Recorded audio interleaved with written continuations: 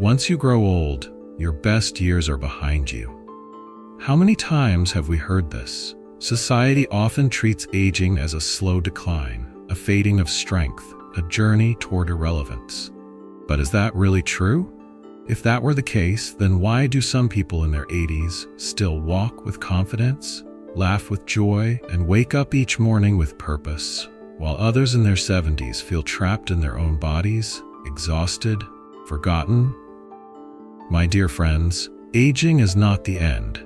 It is simply a new beginning, but only if we embrace it the right way. Welcome to Buddhist Wisdom for the Elderly, your go-to place for wisdom, health, and happiness in your golden years. If you're new here, consider subscribing so you don't miss out on life-changing insights that help you live longer and better. In Buddhism, impermanence, anicca, reminds us that change is inevitable. Our bodies weaken, our hair turns gray, and yet the spirit, the essence of who we are, does not have to fade. The Buddha once said, "You only lose what you cling to." And perhaps the real problem is not aging itself, but the way we cling to youth, fearing time instead of embracing the wisdom it brings. But here's the truth. Small, mindful changes in the way you walk, the way you eat, and even the way you think can extend not only your years, but the quality of your life. In today's video, we will uncover 9 surprising signs that reveal how long you may live, and more importantly, how Buddhist wisdom and modern science can help you stay healthier, happier, and more vibrant than ever. These are lessons you see every day, but never recognize. But the most important one? Part number 6. Because losing your appetite is not just a sign of aging, it's a silent warning from your body. If you ignore it, you risk losing more than just your hunger. You risk losing your strength, your vitality, and even your independence. So stay with me until the end, because these small lessons can change your life. And before we begin, please like and subscribe to help our channel reach 1,000 subscribers. Your support gives us the motivation to create more helpful videos for our elderly community. Let's walk this journey together. Now, let's get started.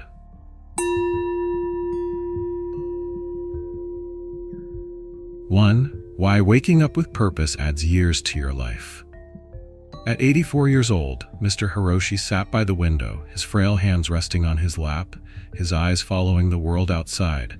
Children laughing, bicycles rolling by, shopkeepers arranging their morning displays. Life was moving, but he felt stuck in place. There was a time when he had purpose. He had been a respected school teacher, shaping young minds, instilling wisdom, guiding students toward their futures. But now, his classroom was empty.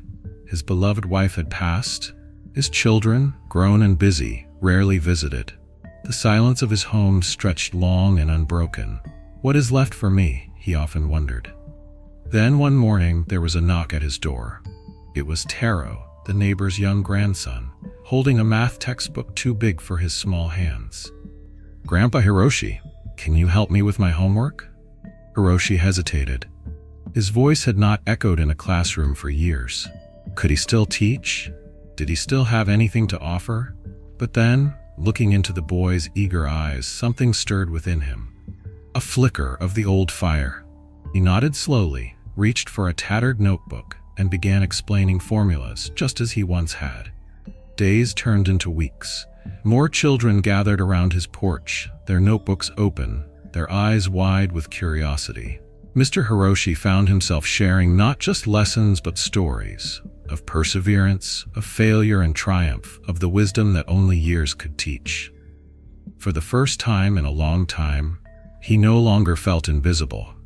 His back straightened, his voice grew steadier, and the light returned to his eyes. Studies show that people who have a strong sense of purpose live longer, healthier lives. In Okinawa, Japan, home to some of the world's longest living people, elders practice ikigai, a reason to wake up each morning. Whether through volunteering, teaching, gardening, or caring for others, those who remain engaged with life tend to have stronger hearts, sharper minds, and greater emotional well-being. Buddhism teaches right effort, vayama, part of the Noble Eightfold Path.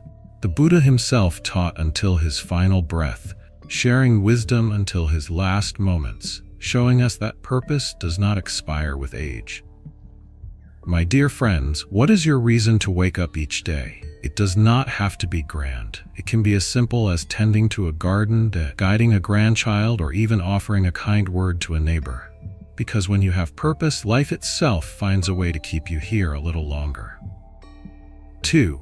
Your walking speed reveals how long you'll live. Imagine an old village in Japan, where the morning mist gently kisses the ground. In this village there are two elderly men, both 75 years old, Takeshi and Hideo. Takeshi walks with steady steps, his back straight, his feet firm against the earth. Every morning, he walks to the temple, just as he has for years, offering incense to the Buddha. His pace is strong, his body balanced. Hideo, once a lively man, now moves slowly. His steps are hesitant. He pauses often, gripping a walking stick for support. His heart aches, not from illness, but from the realization that his legs no longer carry him as they once did. Science tells us that walking speed is a key indicator of longevity. In Buddhism, walking meditation, vipassana, is not just a practice, it is a metaphor for life itself. The way we move through the world reflects the state of our body and mind. One day, Takeshi meets Hideo at the temple and sees the sadness in his eyes. "Old friend, do you know why the Buddha taught us to walk mindfully?" he asks. Hideo shakes his head. "Because each step is a gift. The slower you walk, the heavier your burdens feel. But when you walk with awareness, you are free."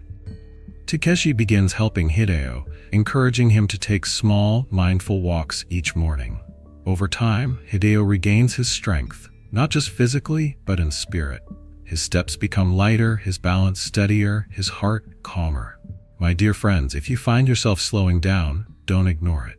Just like Hideo, you can rebuild strength. Take mindful steps. Feel the ground beneath you. Each step forward is a step toward more life, more vitality. Verse 3. Can you stand on one leg? The hidden test of longevity. In a small monastery in Thailand, there lived a monk named Ajahn Chai. Despite being 80 years old, he moved with grace like the wind through bamboo. One day, a young man visiting the temple asked him, "Master, how do you stay so steady, even at your age?" Ajahn Chai smiled. "Balance is not just of the body, but of the mind. If you wish to stand strong, you must not only train your legs, but also quiet your worries." Nearby, a woman named May had grown afraid of falling. After a small accident in her kitchen, she had stopped walking much. She feared another fall, feared that no one would be there to help her. But when she heard Ajahn Chai's words, she realized something. Her fear was making her weaker than her body ever could. Inspired, she began practicing standing on one leg each morning, even if just for a few seconds. She followed the monk's advice, walking barefoot on the grass, feeling the earth beneath her feet, regaining her confidence. Science tells us that balance is crucial for longevity. Buddhism tells us that balance is not just physical, it is emotional, mental, and spiritual. Try this now. Stand up, lift one foot for a few seconds. Feel your breath.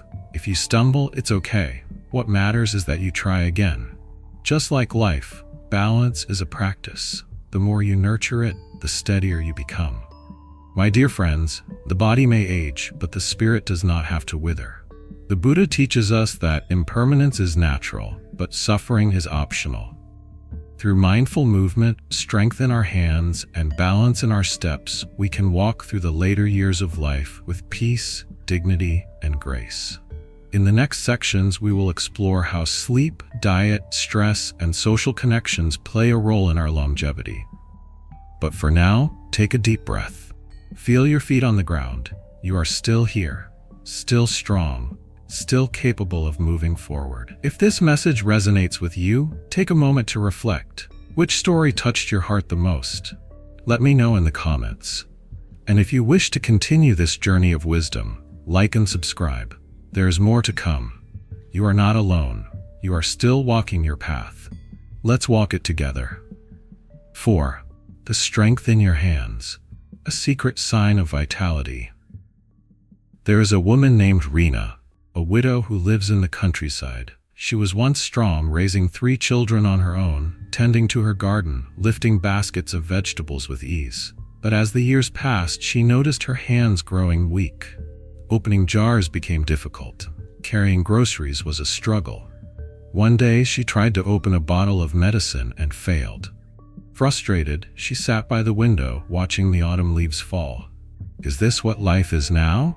she whispered to herself. A monk from the nearby temple visited her, offering her warmth and tea. "Rena, do you know the story of the Bodhi tree?" he asked. She shook her head. The Buddha sat beneath a tree, unmoving, unwavering, until he reached enlightenment. That tree, over 2,000 years old, still stands today. Why? Because its roots are strong. He placed a small stone in her palm. Your hands are your roots. Strength is not just in the body, but in the will to continue.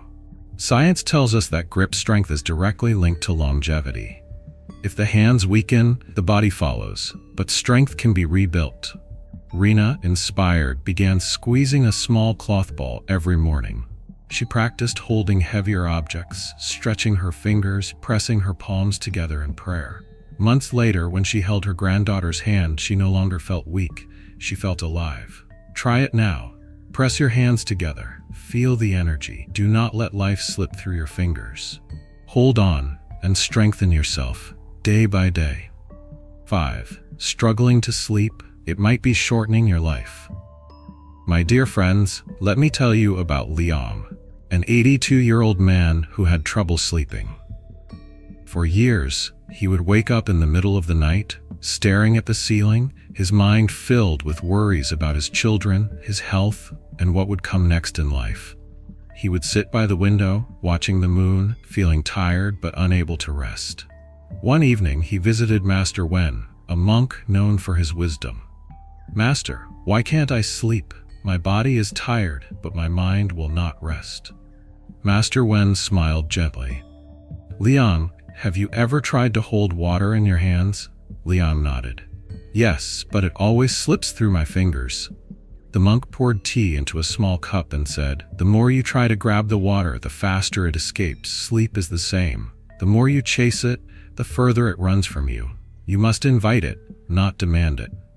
Master Wen taught Liang a simple nighttime meditation, a Buddhist practice called anapanasati, or mindful breathing. Every night, instead of tossing and turning, Liang began focusing on his breath, counting each inhale and exhale. He stopped fighting his thoughts and instead observed them like leaves floating down a stream. And something magical happened. His body relaxed, his mind quieted, and sleep found him. Science confirms what Buddhism has known for centuries. Good sleep is not just about how many hours you rest, but how deeply your body and mind relax. Poor sleep accelerates aging, weakens memory, and increases the risk of heart disease. But deep, quality sleep heals the body, strengthens the immune system, and sharpens the mind. If you struggle with sleep, try this tonight. 1. Turn off all screens an hour before bed. The blue light tricks your brain into staying awake. 2. Practice deep breathing. Inhale slowly for 4 counts, hold for 4, exhale for 4. Repeat. 3. Let go of the day's worries. Imagine placing each thought on a paper lantern and setting it afloat. Sleep is not an enemy. It is a friend that comes when we invite it with peace. My dear friends, tonight, when you lie in bed, close your eyes, breathe deeply, and trust that tomorrow will come on its own. 6. Lost your appetite? Your body could be warning you. There was a woman named Rosalind, 74 years old, who used to love cooking. She would spend hours preparing meals for her family, filling the house with the smell of warm bread and spices. But after her husband passed, she lost interest in food. Meals became small, unappetizing, something she did only because she had to. One day, her granddaughter came to visit and noticed that Rosalind barely touched her plate. "Grandma, why don't you eat like you used to?" Rosalind sighed. "I don't know, sweetheart. I just don't feel hungry anymore." Her granddaughter, knowing how much her grandmother loved Buddhist stories, shared one she had recently learned. "Grandma, do you know why the monks eat mindfully?" Rosalind shook her head. "Because every bite is a prayer. They don't eat just to fill their stomachs. They eat to nourish life itself." Her granddaughter took her hand and led her to the kitchen. Together, they prepared a simple meal, taking time to smell each ingredient, to feel the texture of the food, to truly appreciate it. They ate slowly, savoring each bite, being present. And in that moment, Rosalind felt something awaken within her. An old joy, a forgotten appreciation for food, for life. Buddhism teaches hara hachi bu, eat until you are 80% full. Science supports this, showing that mindful eating not only prevents overeating but also improves digestion, reduces stress, and extends life. If you've noticed a loss of appetite, don't ignore it. It's not just about food, it's about connection, about nourishing not just the body but the soul. Try this. Sit in silence for a moment before eating. Give thanks for the food before you. Chew slowly. Taste each bite. Be fully present. Eat foods rich in color and variety. The more natural, the better. Eating should not be a chore. It should be an act of gratitude, a moment of mindfulness, a gift to yourself. 7. The silent killer. How stress is aging you faster. In a small town in India, there was a retired school teacher named Hari, known for his wisdom. But as he grew older, he became bitter, impatient, and constantly worried. He would spend his days complaining about the news, arguing with neighbors, and thinking about all the things that had gone wrong in his life. One day, an old friend from his childhood, Anil, visited him. Anil had aged gracefully. His face was lined with years, but his eyes sparkled with peace. Hari scoffed, "How do you stay so calm? Don't you worry about the world, about getting older?" Anil smiled. "Hari, do you remember when we were children and we used to throw pebbles into the lake?" Hari nodded. "What happened when we threw a big stone?" "The water rippled." Anil continued. "And what happened when the water was still?" Hari paused. "It reflected the sky." Anil placed a gentle hand on his friend's shoulder. "Your mind is like that lake. The more you let stress and anger disturb it, the harder it is to see clearly. But when you learn to let go, peace comes on its own." Buddhism teaches us that stress is like a second arrow. The first arrow is pain, life struggles, aging, loss. But the second arrow, that is our reaction, our worry, our suffering. And we fire it into ourselves. Hari took his friend's advice and began meditating for just 5 minutes each morning. He stopped reacting to everything immediately. Instead, he breathed, waited, and chose peace. Science confirms this. Stress shortens our lifespan. But mindfulness, deep breathing, and gratitude can reverse its effects, adding years to our life. So my dear friends, I ask you, what second arrow are you carrying? Let it go. Breathe. Choose peace. 8. Gratitude, the simple habit that changes everything. At 79, Grandma Devi had spent the past few years trapped in a fog of loss. Her husband was gone, her once sharp eyesight had faded, and her body no longer moved with the grace it once did. Each morning she sat before her mirror, running a wrinkled hand over her silver hair, sighing at the deep lines on her face. "I'm just waiting for my time to come," she often whispered to herself. The days felt colorless, filled with the dull ache of loneliness. The world seemed to have shrunk, her days blending into one another, with nothing new to look forward to. One evening, her granddaughter, Meena, visited with a small, worn-out notebook in her hands. "Grandma, I have a challenge for you," she said, her eyes filled with mischief. "Every night before bed, write down 3 things you're grateful for." Devi scoffed, shaking her head. "What do I have left to be grateful for, child?" Meena smiled and placed the notebook in her hands. "Try, just for one night." That evening, Devi sat on the edge of her bed, staring at the blank page. She almost put the notebook away. But then she picked up a pen and slowly wrote. 1. The smell of jasmine in the morning. 2. The warmth of my tea. 3. The sound of my granddaughter's laughter. The next night she wrote 3 more, and the night after that, 3 more. Day by day, something changed. She noticed the golden hues of the sunrise, the soft feeling of her old sari against her skin, the neighbor's gentle greeting in the morning. Instead of mourning what was lost, she began cherishing what remained. One evening, as Meena sat beside her, Devi turned to her and smiled. A real, deep smile that had been missing for years. I think I have a lot more to be grateful for than I thought. Research confirms that practicing gratitude lowers stress, reduces depression, and strengthens the immune system. People who focus on their blessings tend to sleep better, have lower blood pressure, and experience fewer aches and pains. Buddhism teaches that contentment, santuti, is the greatest wealth.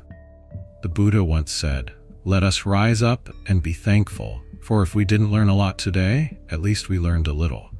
Gratitude is not just about saying thank you, it is about shifting the way we see life.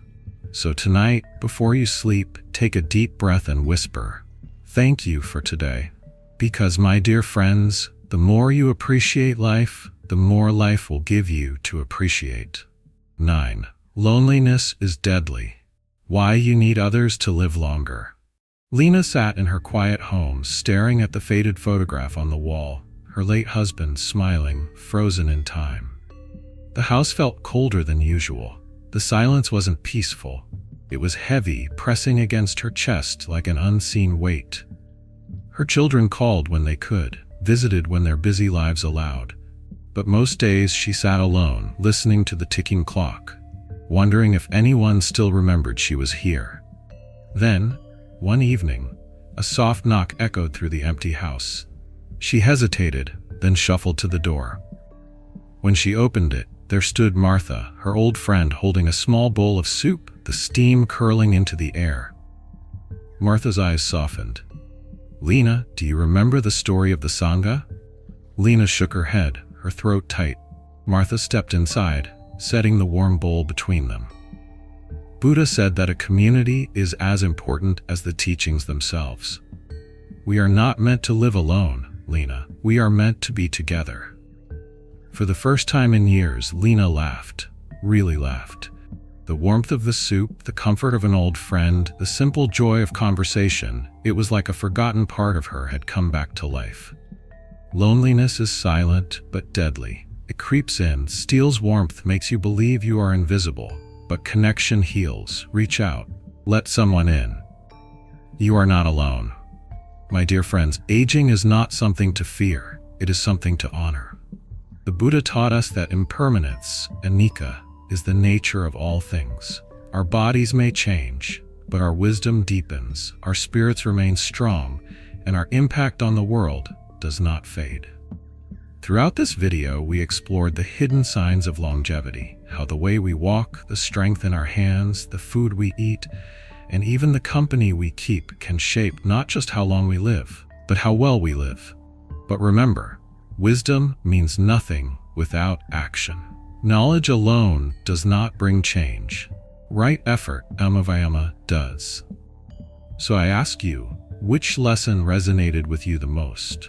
Was it the power of purpose? The importance of gratitude? The hidden dangers of stress? Leave a comment below and share your thoughts.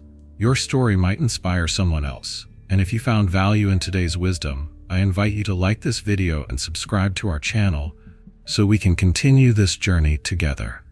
Your support helps us grow, reach more people, and create even more meaningful content for our elderly community. Let's help this channel reach 1,000 subscribers so we can keep sharing knowledge that matters.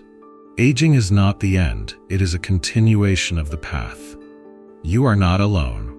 You are still walking your journey, and together we will walk it well. May you be happy, may you be healthy, may you live with peace and purpose.